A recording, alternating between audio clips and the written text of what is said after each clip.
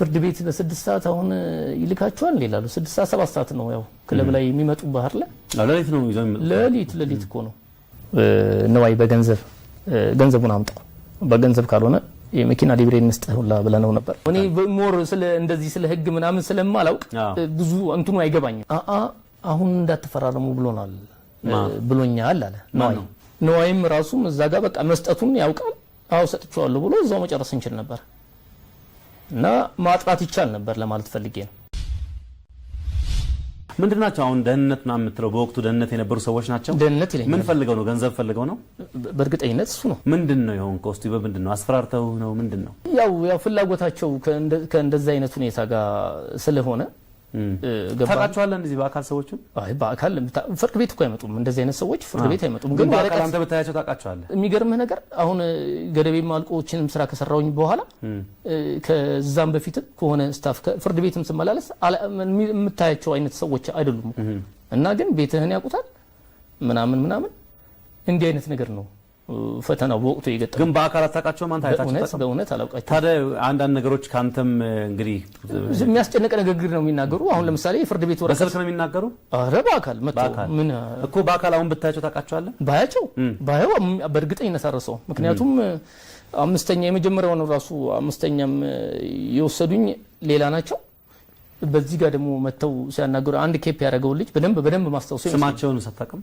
አንደኛው ዘሪሁን የሚባል ልጅ ነው ያንደኛው የፖስማ ዘሪሁ ዜድ ስለሚለው ነው ዛጋ እንግዲህ ዜድ ነው እንደው የሚለው ልጅ ያኛው ዜድ ማለት እንግዲህ ዘሪሁን ነው ብዬ ነው እሺ ስለዚህ ምን አረጉ እነሱ ነገር እስቲ ያው የሚጠይቁት ጥያቄ የሚያስጨንቅ ጥያቄ ነው የፍርድ ቤት ወረቀት ስለዚህ በዚህ አሁን በመትለው በዚህ ባስቴር ከበደ ጉዳይ ነው የሚያወሩ የነበረው አዎ እሺ አንተን እኮ ይሄ ረመጥ ውስጥ ነው የሚያስገባ በእንደዚህ አይነት ጉዳይ ላይ ግን ደህንነቶቹ መተው አንተን ሲያስጨንቁ አሁን ደህንነት ያልካቸው አካላት ማለት ነው ሲያስጨንቁ አንተ ከአስቴር ከበደ ጋር የነበረ ግንኙነት ምንድነው በርቅ ከፈጸማችሁ የዛን ጊዜ አልነበረን እሺ እኔና አስቴር ከበደ በወቅቱ አልነበረንም የመጀመሪያው ቃሊቲ ገብቼ የፍርድ ትዕዛዝ ሊሰጡኝ ሲሉ ነው ወላሱ ቃሊቲ ገባን በኋላ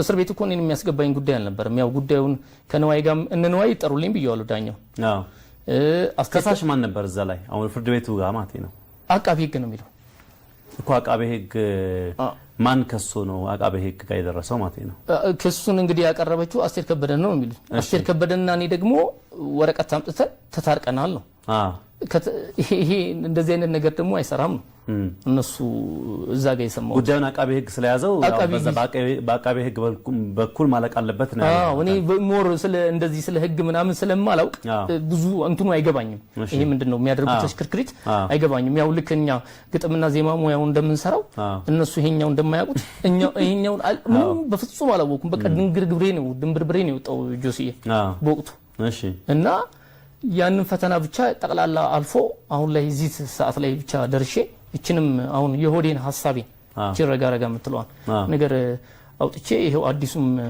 የለውጥ መንግስት ከመጣ በኋላ የተነፈስኩትን አየር እግዚአብሔር ያውቀዋል በደስታ ነው ልቤ ይዘለለ ከዛ ቀደም ግን መኪና ነበረ ነው ቤት ነው የውርስ ቤትም ነበረ በምን ያጣው ይሄን እሱን ጆሲዬ እማዬ እኔን ያሳደገችኝ ሰናይት አበበ ትባላለች እንደ እናት እንደ አባት በህይወት የለችም እሺ እዛው የሐዋሳ ሀገር ሰው ናት ለዛ ነው ቤቷን ውርስ ለኔ ሰጠኝ ወርሼ ያንን ቤት ደግሞ እኔም ገነባብቼም ብዬ በቃ የእናቴ ምንት ስለሆነ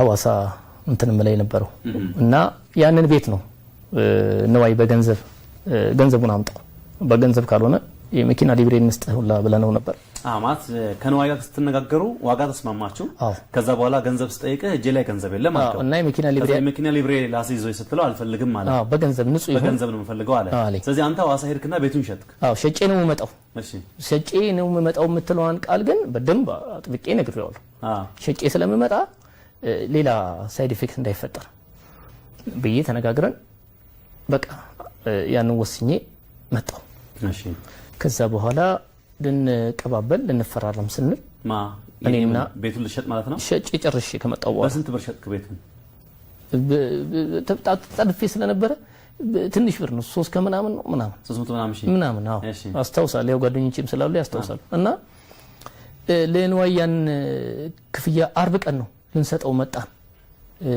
ምን የሚባል ሰፈር ነው የነበረው እዛ ልንሰጠው መጣን። አሁን እንዳትፈራረሙ ብሎኛል አለ ነው ሃይላይ የሚባለው። ሃይላይ ማለት የኦዲዮ ቪዥዋል ነው። እሺ። እና አቶ ሃይላይ ደግሞ በወቅቱ ያው ፈላጭ ቆራጭ ናቸው። የጠቅላላ የኢትዮጵያ እንትን የሙዚቃ ፈላጭ ቆራጭ እንግዲህ እሳቸው ናቸው። እና ነዋይም ምን ብዬ እንደምለው ቃላት ያጥረኛል መሄድ እንዳለብን ብቻ እንጂ ቅንነቱን በደንብ በግልጽነት አይቻሉ የማይካድ ዜን ቢሮ ሄደን ማን አድርጋለህ ብሎ አሉ። በነዋይ አለቅነት በነዋይ በራሱ ስልጣን እንግዲህ ሲሽርም ሲሾምም ያየሁት አቶ ሃይላይ ነው ወቅቱ እንዳየሁት። የግነቱም የዚህ ጉዳይም ግነት መነሻም እሱ ነው የሚመስለኝ፣ በኔ አመለካከት እሱ ነው የሚመስለኝ። ከዛ ፍርሃት ተፈጠረ። እኔም ግራ ገባኝ ነገሩ። ግን ያንን ድርጊት አድርጌ መምጣቴ የልብ ስብራት ነው የሆነብኝ ጆሲ፣ የልብ ስብራት ልክና በእውነት ነው ማለት። ምክንያቱም የምትወዳትን እናት አተህ እንደገና ደግሞ በሷ ስም ያለ ቅርስ ሸጥ። አዎ ይሄን ሳደርግ ለነዋይ ቀድሜ ነግሬዋለሁ። እና ሁለተኛ ሞት ነው መሰለኝ። ጮኩ በጣም በቃ ራሴን ከቁጥጥር ውስጥ አላቀውም ነበር። እጄ ላይ ያለውን ገንዘብ ያው ቀሪውን የሚያውቁት ምን ያህል እንዳለ የሰሚ ኑራቸው አላቅም። እንግዲህ ጡዘቷ የክሷም ጡዘት የተፈጠረው ያንን ነገር ደግሞ የፈለጉ አካሎችም ነበሩ መሰለኝ። ምኑን መጦዙን? አዎ ይሄ ግርግሩን የሚፈልጉ አካሎች ነበሩ መሰለኝ እንጂ ምንም ግልጽ ነው እኮ ሽያጭ አልተካሄደበትም። እንትኑን አልተሸጠም እኮ ዘፈኑ አልተሸጠም። ለማን ተሸጠ? ለማንም አልተሸጠም። ወጥቷል ግን አዎ ወጥቷል። እንትኑ ያው አሁን ለምሳሌ ይሄ ዘፈኑ በየእንትኑ እኔ እንደውም አሰማቸው ነበር አንዳንድ ሰዎችን እስቲ እንዴት ነው ጥሩ ነው ወይንስ ለስራው እንደዚህ ይሁን ብለህ በኮፒ ነው ጭራሽ የወጣው። በቃ በኮፒ ነው ጭራሽ የሚወጣው። እኔም ማቀው ከጃም ልጦ ማለት ነው። አዎ ለአንዳንድ ሰዎችም ማሰማቸው ነበር ስቱዲዮ ውስጥም። ከዛ ክሱ ላይም ነገሩ ሲገባ ተበታትኗል ነገሩ። እኔ እንዴት እንደሆነም ግራ ገባኝ። ምክንያቱም እኔ የሰራሁት ልጠቀም ከሆነ እንዲበተን አልፈልግም። አልበትነው መጠቀም ፈልገው ገንዘብም እያወጣህበት እኮ ነው። ገንዘብም አውጥቼበታለሁ፣ ስቱዲዮ አውጥቼበታለሁ። እና አዲስ እነ ቢኒ ባና ምናምን ናቸው በግሩፕ ተከፋፍለው ይሰሩልኝ። እዛ ጋርም ወጪ ስላወጣውበት ነንዋይ እኮ ያልኩት እኛ ነው። እና ስቱዲዮ መሰራቸውም ገንዘቦች የሰራዋቸውም ስራ ስላሉ እነዚህ ወጪ ላይ ነኝ ያለሁት። እና አሁን መሆን አለበት ካልክ ግን ላደርግ የምችለው እንደዚህ ነው ብለህ ቤቱን ሽጠህ መጣ። አዎ ያው ነዋይ መሆን አይችልም። አስቴር ከበደ ለአስቴር ከበደም ፈቅደህላታል አይደለ ወይ የሚል እንትን አነሳ ማለት ነው። ለሁለት ለሶስት ሰው መፍቀድ አይችልም እንዴ? መብቱ ነው። ዜማ ደራሲ ይችላል። 5 ዓመቷን ገደብ እየጠበቀ ይችላል። ባለቤቱ እሱ ነው። ደራሲው የሚጽፈው ግጥምና ዜማው ደራሲው 5 ዓመት ገደብ እየጠበቀ እንትን ሰዓቷን እየጠበቀ መስጠት ይችላል። አንተም አሁን ለኔ የሰጠኸኝ አንድ ግጥምና ዜማ ቢኖር ጆሲ መቼም ታቋደ ነው የሰጠኸኝ ከ5 ዓመት በኋላ ለሌላው መስጠት ይችላል። በዚህ ምክንያት እኮ ነው ደራሲዎች የጠፉት። ጥሩ የሆነ ግጥም እኮና እንትን ጠፋ እኮ። ዜማውን ልንሰራው ይችላል፣ ግን መልእክት የሚያስተላልፍ የሚደንቅ የሆነ ቃላት በእጃችን ኖሮ በእጃችን ላይ እንደጠፋ አይነት የሆነብን እኮ እነዚህ ነገሮች ናቸው የሚመስለው። ከዛ በኋላ ከነዋይ ደበበ ጋር እንደማይሆን ተነገረ። ኦዲዮ ቪዥዋልም ስትሄድ መስራት አትችልም አሉ። ከዛ በኋላ ብሩን ምን አረከው ታዲያ? እጅ ላይ ነበረው። ለምሳሌ አሁን መኪናም የለህም አይደል? አሁን የለኝም። በወቅቱ መኪና ገዝቼ ነበር።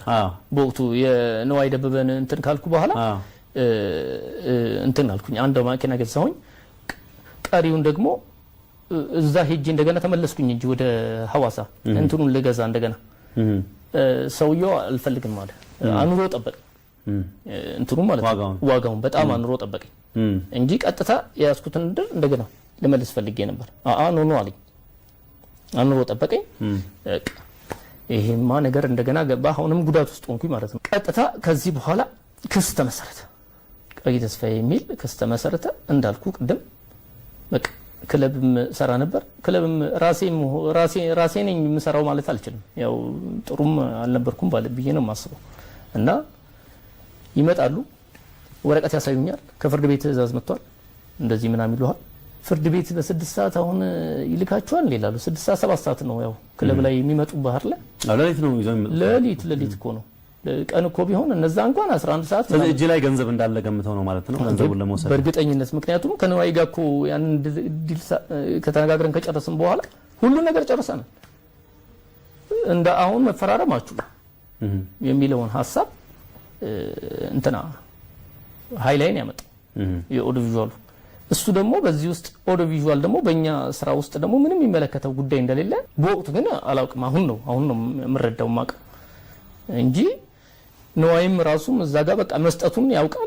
አው ሰጥቻለሁ ብሎ እዛው መጨረስ እንችል ነበር እና ማጥራት ይቻል ነበር ለማለት ፈልጌ ነው። ጉዳዩን ማጥራት ይቻል ነበር። ስለዚህ ገንዘብ ተቀበሉ። ከዛ በኋላ ያው የማስፈራራት ድርጊታቸውን ካደረጉ በኋላ በማታቀው እንትን ውስጥ ሪዮት ውስጥ ስትገባ ታዲያ ምንድነው የምትለው? ስለዚህ እጅ ላይ የነበረውን ገንዘብ እንዳልሰጠ የተወሰነው ነው እና የፍርዱም ሐሳብ ሲኮላሽ የምታይባቸው ሁኔታዎችም ተፈጠረ። ፍትህ አለ ማለት የምችልበትም ሀገር አልነበረም በወቅቱ። ራሴንም ነፃ ማውጣት ፈልግ ነበር። ስለዚህ ያለው የእስር ቤት እንትን ደግሞ ጥሩ አልነበረም ቫይቡ ራሱ። የአስቴር ከበደን ዜማዎች ለምን መረጥካቸው ግን ከሌሎች ዘፈኖች? ጆሲ የሚገርም ሀረር እያለሁ ገና ከአዲስ አበባ ከመምጣት ሙዚቃን ከመጀመሪያ በፊት እሱን ዘፈን ነበር ያው ትሰማለህ እኮ 90 የሰባዊቶቹ እነዚህ ምናምን የምሰማቸው ነገር ተቀርጾብህ የተቀመጡት ነገር እኔን አሁን ወደ አርት ውስጥ እንደገባ ካደረገኝ እንትኖች ድሮን ነው አይደበበን ነፃየን የምታየው ህብረት ትርኢት የሚባል ፕሮግራም አለ እና በዛ ፕሮግራም ላይ አቅታቸውን ሁላ አልስተውም እኮ። እስቲ አሁን ቃቂ እንዴት ነው የአስቴር ከበደን የሚጫወተው? አንዱን የትኛው ደስ ያለ? አይዞህ ድጋሚ አትታሰርም። አረሽ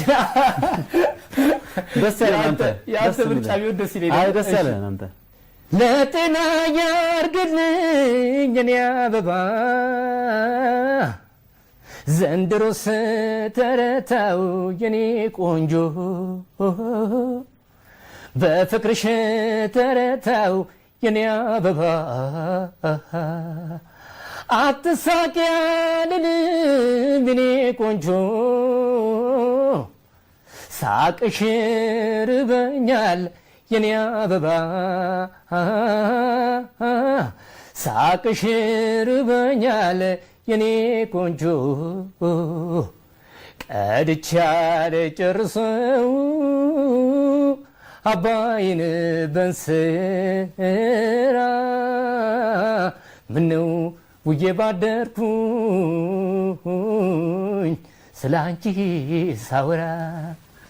በወንድ አድርገዋል ደግሞ ጥሩ አድርገን የተጫወተው እና ነዋይ ሲሰማ ምን አለ? እሱ በጣም ነው ያደነቀው ስራው። እኔ እንደዚህ አልጠበቅኩም ማለት እና በጣም ነው ደስ ያለው። አበረታታኝ እና ይሄንን ደግሞ አበረታታና ወደ እስር ቤት ላከ። በዛ ላይ ጨዋታ ነው። እኔ ነዋይ ምቅንነቱን አይቻለሁ። አስቴር ከበደም በጣም ጥሩነቱን እኔ በወቅቱ አይቻለሁ። አስቴር ከበደ ጋርም እንደዚህ አይነት ነገር የለም። ያው የነበረው የስርዓቱ አካሎች ትንሽ የፈጠሩበት ቫይቭ እንደሆነ እኔ በግልጽ ተረድቼዋለሁ እና የነበረውም እኔ የማልፈልጋቸው አንዳንድ አስተሳሰቦች አሉ ቀውሶች ጋር እንደ አርቲስት ደግሞ መልእክት ማስተላለፍ ያለብኝ ስለ አንድነታችን ስለ ውህደታችን። ይሄውን ለምሳሌ ድብልቅልቅ ብሎ እኛ ውስጥ የገባው አተካራ አንድ ቦታ ላይ አሰባስበውን ቢሆን ኖሮ እልባት ይፈጠርለት ነበር። ማጋ ነው ችግሩ ያለው። ምንም እንደዚህ ወደ ሌላ አካል የሚደርስ የወሬ ሐሳብ አይሆንም ነበር፣ ይደርስ ነበር። በቃ እዛው ጋር መፍታት የምንችላቸው ነገሮች ነበሩና እነዚህ ያላስፈላጊ ድርጊቶችን በዛው በቃ ተፈጥሮ ሲስተሙ ራሱ የፖለቲካውን ሲስተም ራሱ በወቅቱ የነበረው የአስተዳደራዊ አካሄድ እስከ ጠላው ድረስ ያደረሰኝ እይታዬም እንደገና ሌላ ዳይሜንሽን እንድመለከት ያደረገኝ አንግል ነው። ግን መሆን አልነበረበትም ባይ ነኝ። እንግዲህ ያ ሁሉ መከራ በላይ ላይ መጣ። እንግዲህ ቤት ሸጥክ፣ መኪና ሸጥክ፣ እጅ ላይ የነበረውን ገንዘብ ጨረስክ።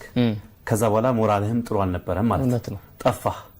አሁን የትም እየሰራህ አይደለም ያለህ? አሁን ላይ የት እየሰራህ ነው? አሁን አንዳንድ ግጥሞች ምናምን ዜማዎች ምናምን በቃ እንትን እያልኩኝ ለራስህ የሚሆነው ስለሰው ለራሴም ለሰው የሚወስድ ሰውም ካለ ታረጋቢህ ምንድነው ቃቂ በዚህ ሰዓት በቃ እነዛን ነገሮች አሁን የሚፈልግ ሰው ካለ ድንገት እግዚአብሔርም ደግሞ ታላቅ ነው። በጣም በተጨነክና በተከስ ጊዜ ጸሎትህን ባቀረብክለት ታላቅ ፈጣሪ ነው። ሰማይና ምን አዋፍትን የሚመግብ አምላክ አይደል እንዴ? እና ደግሞ እቺም በተቀደሰች ሀገር ላይ ሆኜ ቅዱሳኖች አሉ በየገዳማት ያሉ ስለኛ ስለ ህዝቧ ስለ ሀገሪቷ የሚጸልዩ እና ኢትዮጵያዊነት ራሱ አንደኛው ትልቅነቱ ይሄ ነው። ማህበረሰቡም ራሱ አንዳንዱም ትቶም አይተውህም የሚረዳ ሰው የምታገኛቸው ሁኔታዎች አሉ። በዚህ ምክንያት ነው እቺንም ስራ የሰራሁት።